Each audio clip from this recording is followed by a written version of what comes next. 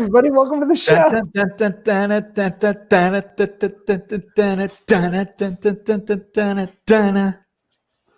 We will have a real opening, but that was fun for me. Hey, everybody. Welcome to Glenn Ambrose live Q&A. Ask a Life Coach. Strike that. Reverse it. Thank you. Ask live a Life Coach. Q&A with Live Glenn Q&A Ambrose. with Glenn Ambrose. He is Glenn Ambrose. He is me. I am Ben Barber. Welcome to the show. A countdown. How fun. Wasn't it joyous? Thank you, Sarah. And I was looking closely. I thought there was like little hearts floating up on the screen the whole time. Was there? No, I don't think it was. That's Listen, what I kept. That's what I was seeing at first. I think that they were like little specks of stuff.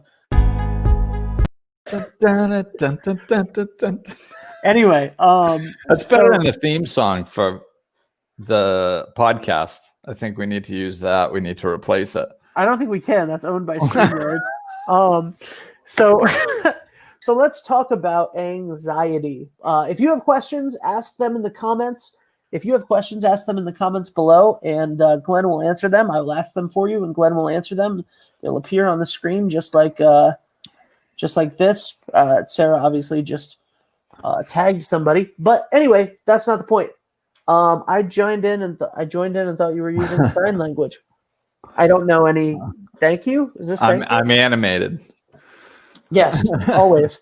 All right, so we're going to talk about anxiety first while we wait for people to ask their questions, because a lot of people have been asking about anxiety during this time, and it's been questions that we've gotten every single week on this. It's been questions that we've gotten on the Ask Glenn Anything email series.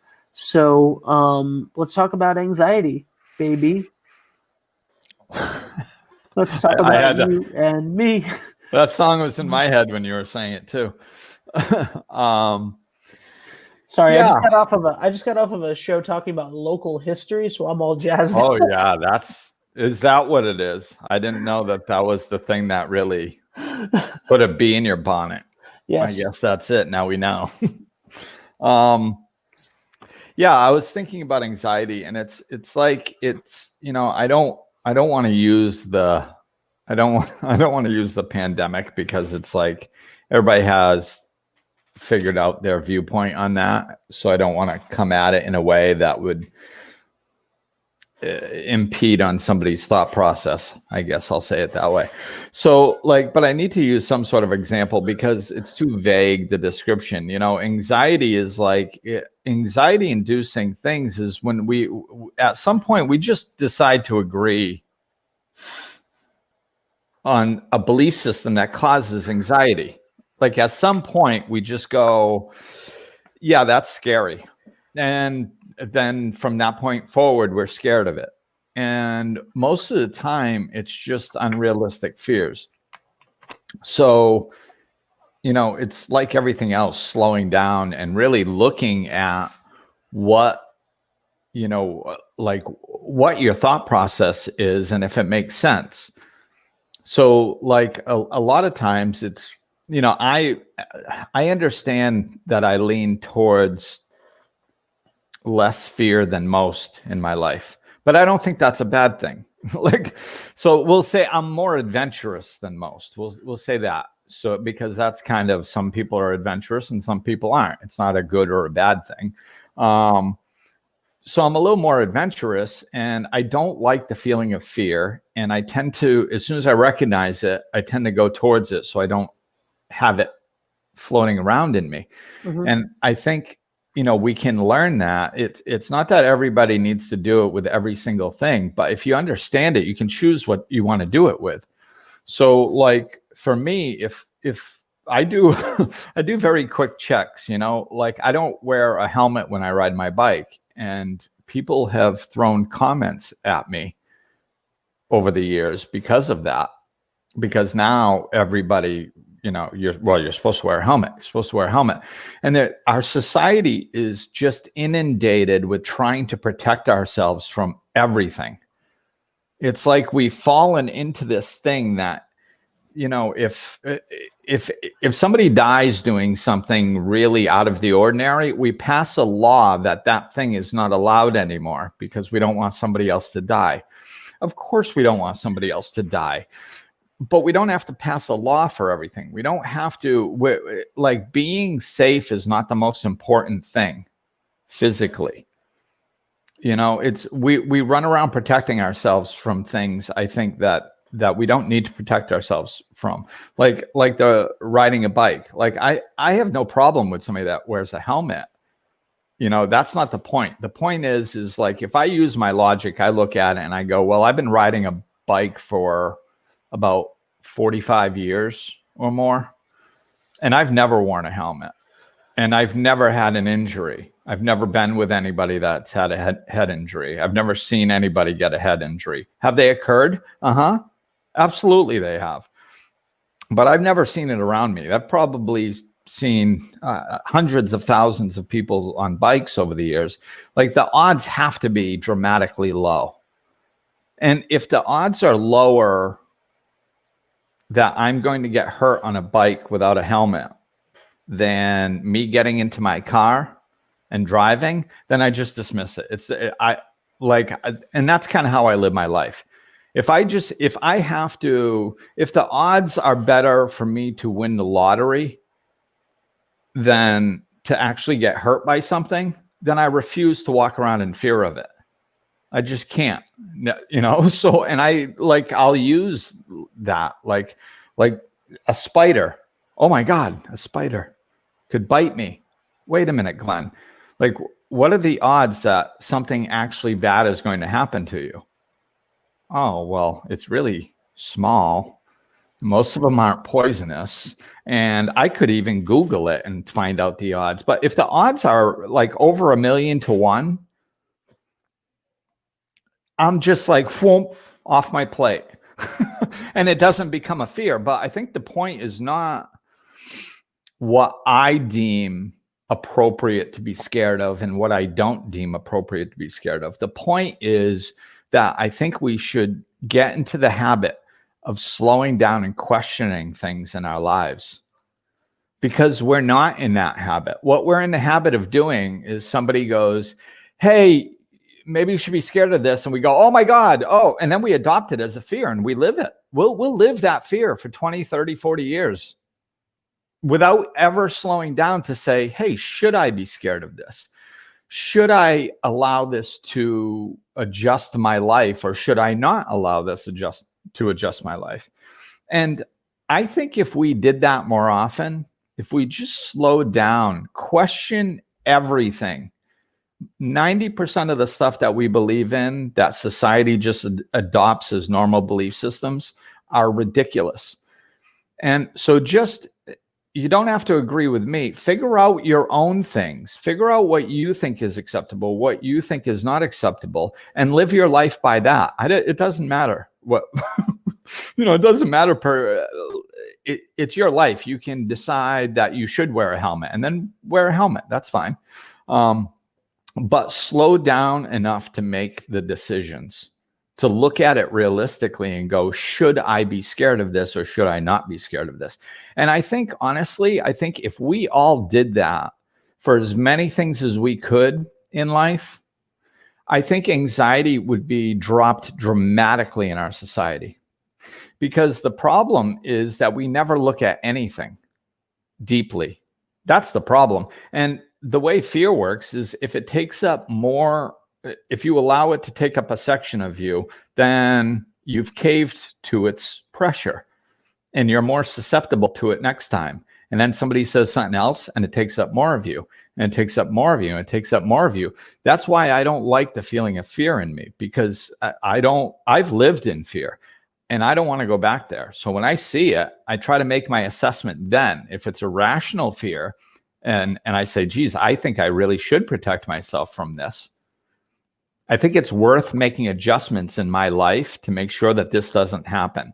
If I deem something appropriate like that, then I will take the actions and I'll feel safer. I won't walk around like fearful of it because I've taken action to the best of my ability to protect myself from it.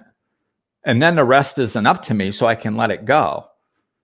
But, fear lives in the unexamined space where it's just a thought process. We never really go into it. We never determine if we should be scared of it, if we shouldn't be scared of it, if there's action we can take, and then if there is action we can take and we actually take it, we never tell ourselves, hey, this was a real fear and there was action you could take and you took it. You're okay now. Like, you've protected yourself as much as possible. You can let go of the fear and just walk through life knowing you've done the best you can now. So that's what I think we have to do, is just slow down and really put consciousness into these things.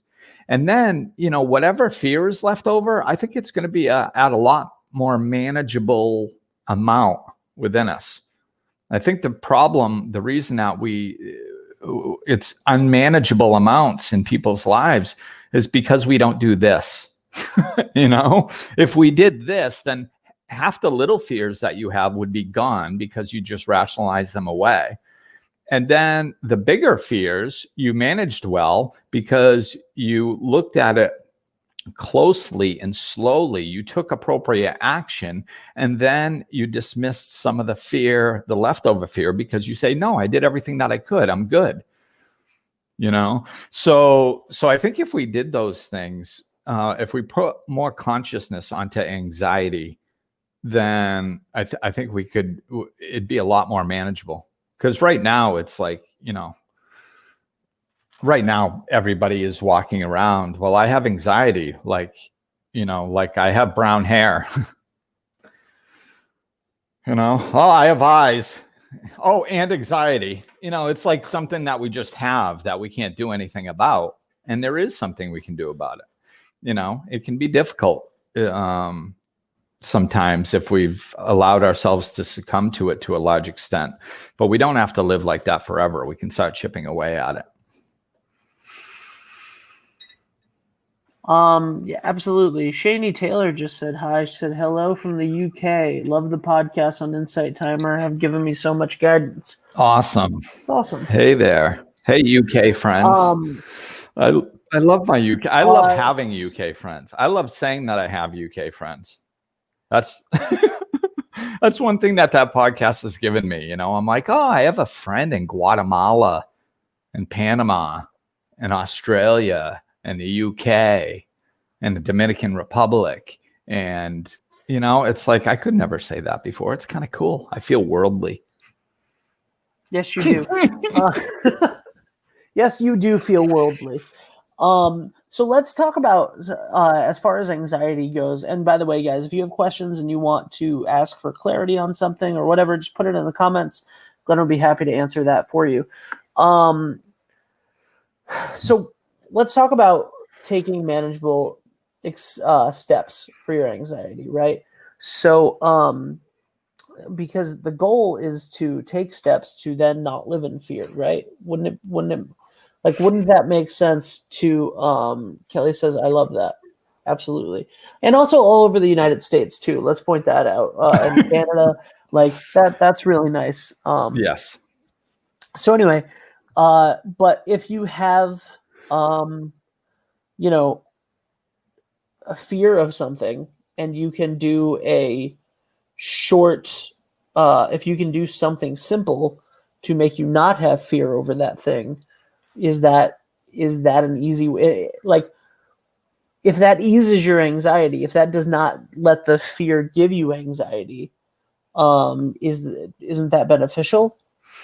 Yeah, and I think that's why we need to slow down and look at these things and go, and assess them and go, well, wait a minute now, like there's, I have, and not just dismiss the things. Like sometimes it's easier to work with the stuffs that don't completely own us. Chip away at the smaller stuff. Like whatever. I don't like going out when it's raining. Well, why? Look into that.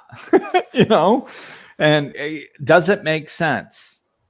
Are there, so I think the steps that we need to take is we need to, so like I said, anxiety is born from a belief system that you should be scared about something. So something comes in and, somebody says you should, like, I guess I'll just keep going with the bicycle helmet because I need examples. So somebody says, hey, you should wear a bicycle helmet because, people get head injuries all the time and it's really scary and you should really wear a helmet. And instead of going, oh, okay, head injuries. Oh my God, people get head injuries all the time. I should go get a helmet. No, that's just some loose-lipped cashier at Walmart that just impeded in your life and you decided to let her determine how you're living. Like, just take that information and, Google it, search, think. Hey, use your brain. We have a brain for a reason. Use it to go, like myself, I use my own intellect. And if I die because I made a stupid decision, I'm fine with that. I made peace with that. For the record, if I fall off my bike tomorrow, hit my head and die, I am good. I stand by my decision and it was worth the risk. I know that things can happen to me. I just like, it's hot out there. I live in Florida. I like the wind blowing in my head. It's cool. I enjoy it more. So I'm just going to live like that. That's all. And that's, and I look at it and I go, I don't know. I've been riding a bike for a long time. We used to on purpose shoot over handlebars into woods when I was a kid, like human missiles into trees. And I was okay. I'm not doing anything stupid like that. I have good balance, I think I'm okay. And that's good enough for me. But so I just go, okay, I'm good. I'm willing to risk it. I like the joys over the feeling of having a helmet. But you can Google it and be like, hey, how many people have head injuries from bicycle accidents in the United States or whatever your country is per year? And look at it. And if you look at it and you go, you know what? 1 in 500,000, I don't like those odds. And I don't really mind wearing a helmet that much. So I'm going to wear a helmet. Okay, fine. But you made a decision based on your own thought process. You went into it, and then it's not that big of a deal. You probably just put on a helmet and you're fine. But if you don't slow down and make that a conscious decision over something, then every time you hear anybody warn you about anything, you get fearful. I mean, somebody asked me yesterday from out of the country. Somebody said, hey, I try not to watch the news, but I did watch a little bit. And I know you're in Florida. I was a little bit worried about you. Are you okay? And I'm like, yeah, the news doesn't talk about the 21,800,000 people who are healthy in Florida. It talks about the 100,000 or 150,000 that are sick. It's like, I am over 21 million people are fine in the state. The odds are I'm fine, but we focus on the number of people who aren't fine. It's just like my exercise driving. It's like it's judgment. We snap judgments all the time. We don't take both sides of it. And let me be clear. If you want to take action, specific actions, because you don't want to catch a virus, even though in Florida there's 21 million people that don't have it and 100,000 who do, fine. I get it. I mean, I'm trying to use my head. They want me to wear masks in stores. I wear a mask in a store. I'm not saying don't protect yourself. What I'm saying is use your brain to come to a rational conclusion instead of just believing.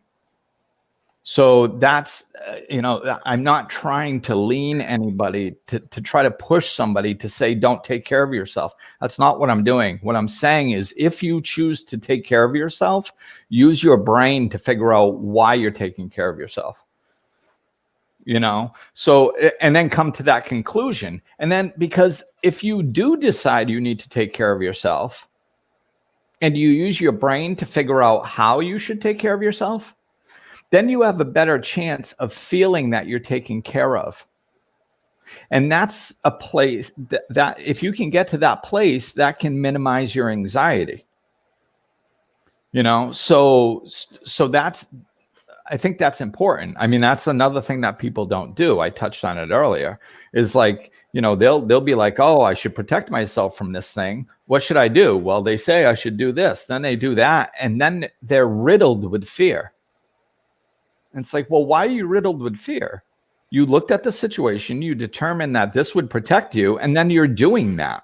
So you should be protected. So why are you riddled with fear? It's illogical, And I'm not saying that it's easy. We did this, like there's a chapter in my book about prayer or scared talking. It's like, if sometimes we have to put faith in and let go of things and say, hey, I did everything that I could. I'm going to hope everything turns out okay, and then just move on with our lives. But doing everything you can and then walking around filled with fear every day is just no way to live. It's fear-filled. Right. Absolutely. So in that, wash your hands, wear a mask, don't be afraid every day. If you are, as you said, we are not telling people not to wear bike helmets. Right, do whatever you want, but if you are taking corrective action, at least allow some of the anxiety to diminish. Go away. Yeah, yep. Because you're taking those actions. Right. So that's absolutely. Kelly has a comment from 3 years ago. I see your confidence grow. Your conditioning has definitely taken a backseat. I don't know what that means, but thank you. I'll explain to you after the podcast. My conditioning? Okay. And Sarah, yep. Yeah. Go ahead. No, you can explain it to me now. It's fine. Yeah, it's just your conditioning, like that. Basically, what we're just talking about, our societal conditioning, getting us to, our fearful conditioning. She's saying it's taken a back seat and your confidence is coming out. Thank you, Kelly. Thank you, Kelly. If that is not what you were saying, please leave a comment. Also, if you guys are listening to this later on Insight Timer, or anything like that, which these will be going up on Insight Timer now, starting today, because we're out of podcasts. We're finally caught up after 5 years. We're not out of podcasts. We're still recording new podcasts. We have podcasts right now till November, honestly. But yeah, so we started on Insight Timer a little later than we started the actual podcast, like a year and a half later than we started the real podcast. And the real podcast is every 2 weeks. Insight Timer was every week. And we finally, after 4 years, caught up to Insight Timer. So now you'll get a new life lessons and laughter, and then you'll get this. Or you can, and so if you're watching this, or if you're listening to this later on Insight Timer, check out the live show Thursdays at 6 p.m. Eastern time. What are you drinking there? Moonshine? Water. Whenever I see maybe too many episodes of Dukes of Hazzard when I was a kid, I see somebody drinking out of a mason jar and I think of moonshine. First of all, never too many episodes of Dukes of Hazzard as a kid. I consider Tom Wopat an uncle now. Yes, you interviewed him a couple times. I've talked to him many times, yeah, but mainly it's the relationship of he only has a flip phone, so he keeps needing help with technology every time I talk to him. So yeah, that's the Shaney from the UK says, what advice do you give to people who struggle with not knowing what they want from life, particularly if it goes against social norms? For example, not knowing if you want kids, etc. It's water, by the way, Sarah. It's just water. My old landlord was a bartender, managed a bar, and she left us a lot of cool mugs I think it's moonshine. and glasses. I'm going to go with moonshine for the Poland, record. Poland Spring, what it means to be from Maine. Don't wreck it, man. I like thinking it's Fine, moonshine. Let me have that. Then I'm going to get continuously more drunk throughout the show. All right. So I'll make it interesting. All right. Shane. So to struggle with not knowing what they want from life, I mean, it's a lot of it is it's that word struggle. We struggle, you know. What do I want out of life? What do I want out of life? It's so much easier than that. We need to relax, and just whatever captures your attention, it's a reason it captures your attention. Whatever you liked as a kid, that could be a good sign. You know, one of my favorite stories is my friend Brian Reed told me this story that you know, about the helicopter skiers. Yes, that's it. So the helicopter skiers were getting interviewed, and this person was going, "Hey, you know, how do you do this whole helicopter skiing thing? What's the process?" And he goes, "Well, the helicopter drops me and my friend off, and we stand at the top of the mountain. We look down, we pick our line." And I like skiing with him because he always picks a different line, so we have different experiences, and it's cool. And she goes, "Oh, well, how do you pick your line?" And the guy's like, "I don't know. You just like stand up at the top of the mountain and you go, well, if I went down like that and then maybe over there and down there, that'd be cool. And then I do that." And she's like, "That's how you pick your line? Like you're literally avoiding death with every turn here. There's many ways you could die on this mountain. And the way you decide how not to die is you go, that'd be cool." And he's like, "Yeah." You know, and that's, you know, my friend Brian used that as an example, and I think it's perfect. That's the best reason to do anything in the entire world. That'd be cool. If you pay attention to the energy you feel when you just look at something, you go, that'd be cool. It's the best energy. It's pure. It's relaxed. And it has no social conditioning to it. You know, it's just, that'd be cool. You know what? No, it'd be cool. That's how I got my business space when I started my business. I was like, no, what I'd really like is a building with a business space and an apartment for me and my son. That'd be cool. That's exactly what I said. And then the next thing you know, the building appears and I had to figure out a business plan to try to get income enough to make it work. But that'd be cool, you know? So we have to stop, you know, we're always asking for intuition and looking for intuition. And then we constrict through effort and trying and suffering and struggling and trying to figure out. It's like, that just constricts everything. Relax, open up, and allow. You know, those are spiritual terms. Relax, allow, and just look for what you think would be cool and follow that. And, you know, if you want kids, I mean, you know, honestly, I think that's actually a really good example of what we're talking about. If you want kids, as a general rule, there's people who really want kids, and there's nothing you're going to say that's going to talk them out of it. It's just a very strong urge. And there's some people who definitely don't want kids, and you're probably not going to talk them out of it either. And then there's the people in the middle. And the people in the middle, the way that the people in the middle are going to find out is if they relax. Just relax, man.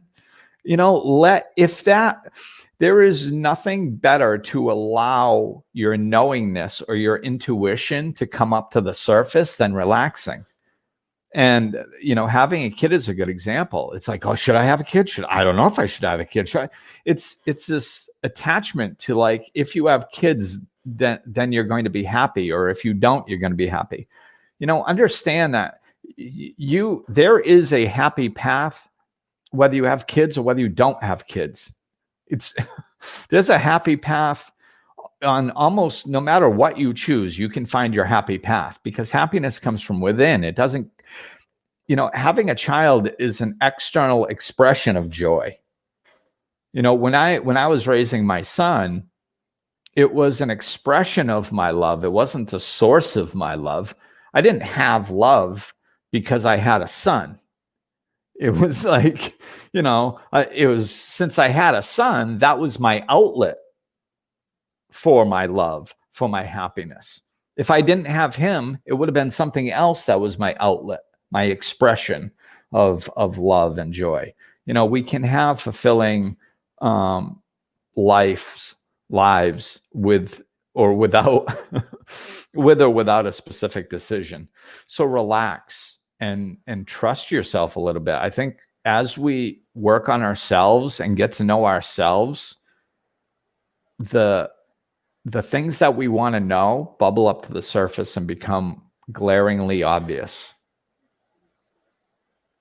Yeah. So there. I just did my little check-in. Did you see that? I just kind of went, is there anything else on that? No, I think that's it. Okay. Hey, Todd, I went to high school with him. So, all right, let's go. It's covering our faces. That's okay. It's important. Just happened to come across your podcast right now, Glenn. Not everything is so easy. I lost my dad in April and couldn't see him for several weeks before he died. And my mom has been so sad and having so many medical issues. And it is difficult to control anxiety when you have all these issues. In all my life, I was a very calm and happy person, but all these issues now have just really hurt me. Yeah, and nobody's saying it's easy. What I say is that it's simple. It's this stuff is simple. But it's not easy. I mean, I've gone through all kinds of difficult times, and I mean, how many times have I said this, Ben, over the last 8-9 years or whatever? Like, I get it. Like, I know that I talk matter of fact because I'm trying to get a point across.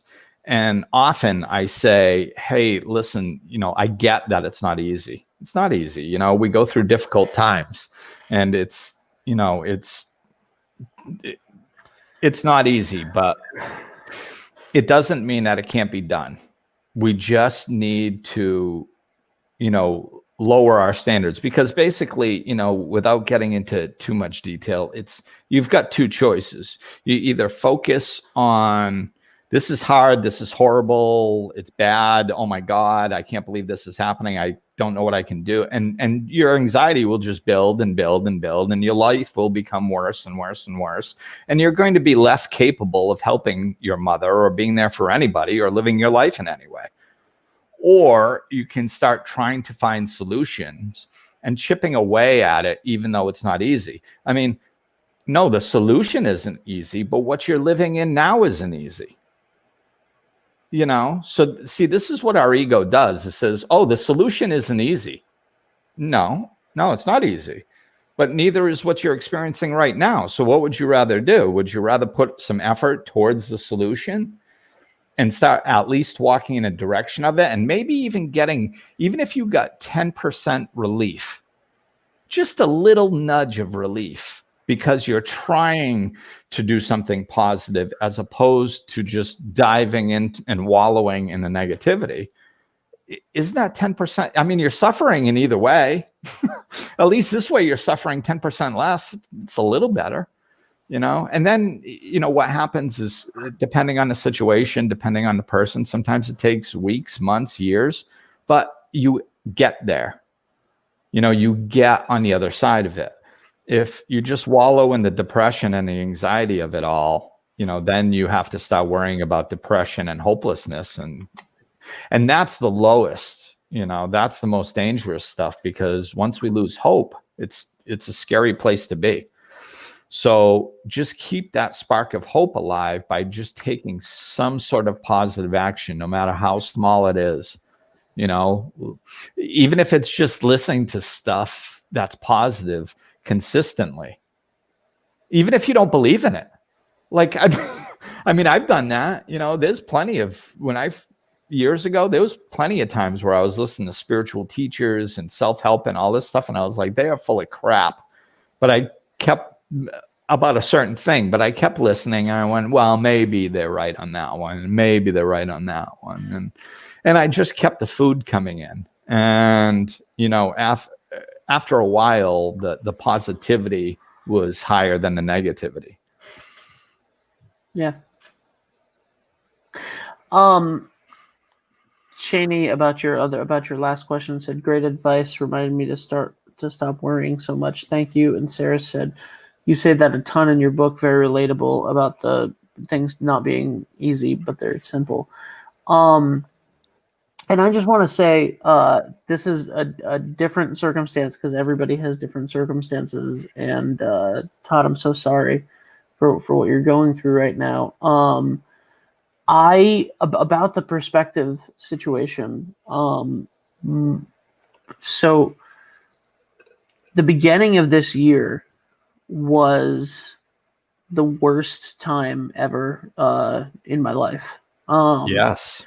My mother, a couple days after the beginning of the year, my mother had a medical issue and was in the hospital, and I couldn't go see her as well. And then while we found out that she was not coming home, my father had a severe medical issue one night where he was we didn't think it was that bad. He was taken to the hospital. He was intubated that day for 2 weeks. And then I had the situation where they both were in the ER, and I couldn't tell my mom, and I couldn't talk to my dad, and I couldn't see either one of them at the same exact time. And that was hell for 2 months. And then right as I got to see them both and things were looking better, I got a phone call that we weren't allowed to go see them in rehab in the nursing home anymore. And not only that, but they weren't allowed to see each other. And it was really, really terrible. And like that was a really painful experience. All of that was very, very painful. The helpful thing was to find little breaks of time for myself to do something positive, to keep your mind focused, like Glenn was just saying, on something else, and not wallow in that anxiety and that sadness and suffering. And that was stuff that Glenn and I talked through a lot at the beginning of the year, was to make sure to not focus all of your attention on that. And it really helped me a lot.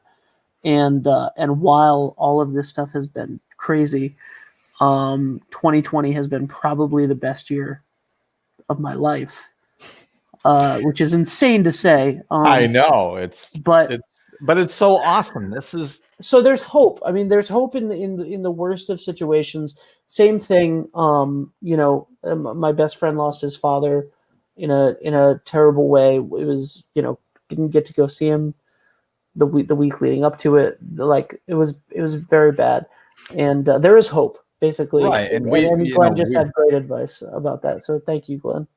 Yeah, we've now, I have, walked with you guys through some of that stuff, and well, not walked with you, but kind of, talked with you guys about those things as they were happening. And there's perspective shifts that make things more manageable. And that's what we're trying to do, is just have perspective shifts. And it's, like when we're really, this works when you're having a bad day, let alone when you're going through a tremendously painful experience. It actually, intellectually, it's the same thing.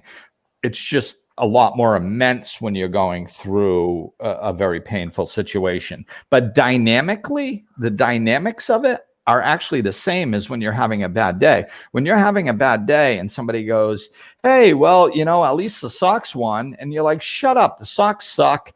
And it's like, like nothing sounds good because you want to be in a bad mood. You're locked into that energy of a bad mood. And that's what we need to try to avoid.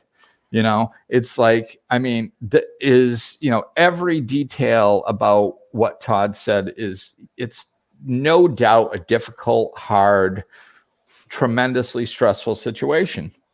Fact.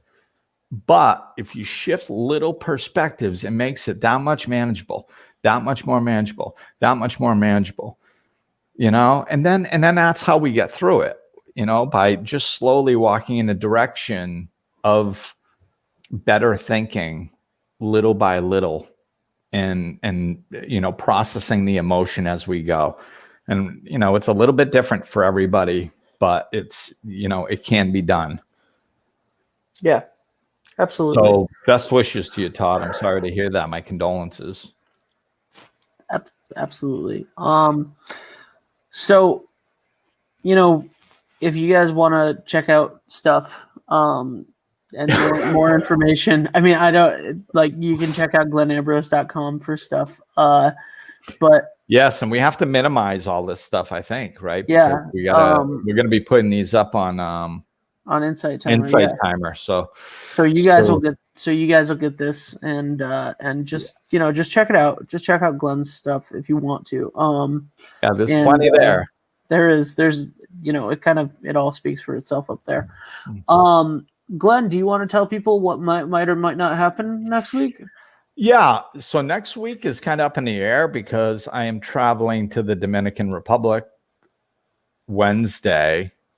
So I should be there Wednesday. And since it's going to be my first day there Thursday, I have no idea what it's going to look like. I don't know if my internet's going to be working appropriately. I don't know where I'll be. I might be on the beach drinking out of a coconut, or I have no idea what's going to happen, man. I don't know. So, we're going to have to play next week by ear. Yeah. So I may or may not be here next week. It's going to be a roll of the dice, as they say. So, but I'm excited. I'm excited to go chill in the Dominican for a while. And I'll still be working from there, thank God. But, it's going to be fun. So stay tuned and we'll see. Kelly says, I should be in St. Augustine now. I had to postpone until next year. Please, can we bake a cake and collaborate? Yes. Oh, is Kelly, are you the one that bakes those amazing cakes? I bet you it is. I bet you Kelly's that one that makes those amazing cakes I always see on Instagram. They're absolutely phenomenal. What's this one? No, I'm deleting it. It's spam. Oh, somebody's searching for a cure for herpes. No, they got a cure. Oh, they got a cure. We got that once on one of the church shows, and it is Kelly. Kelly, she's the one that bakes the awesome cakes. If you're in the UK, man, check her out. Holy cow, these cakes are phenomenal. Like I used to watch that Cake Boss, I think was the name of the show, like 10 years ago or something. Mm-hmm. And this, like the detail and the quality of the cakes, this is what Kelly does. It's really cool. I always get a kick out of seeing her creations. I love creative people, man. I dislike creative people, but I like you Kelly. Lie like a rug. And also Sarah said that's awesome. I'm heading to the Bahamas in October. Sarah's about as adventurous as I am. She's like all over the globe. I like how you're friends with everybody. The followers become friends. Like the people. I know. Isn't that interesting? It is interesting. I get to know something about all these people through the interactions. That just warmed my heart. Thank you for pointing that out, Ben. You're so welcome. And I'm going to travel upstairs. I went to Hoboken to meet Cake Boss. This is the fun part about this interact. So if you've gotten to this part 45 minutes in on Insight Timer and you're listening to this Q&A, join us Thursdays at 6 p.m. Eastern time, wherever you are in the world, if you can, for this live show, because it's great and you can interact, and that's awesome. Also, I just realized in the UK, what time is it right now? It's 5 hours. She's got to be watching at like midnight now. I know it's 5 hour difference. Yeah. So yeah, and I think they're 5 hours ahead, I believe, if I remember right. So I always forget if they're ahead or behind. East to west, man. East to west. Oh, okay. That should help.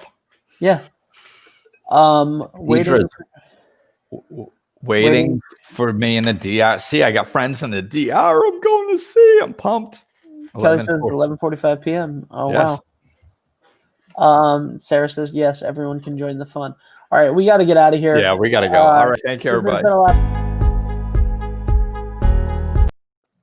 It's like, did he do that on purpose? Yeah, I did. All right, goodbye. All right.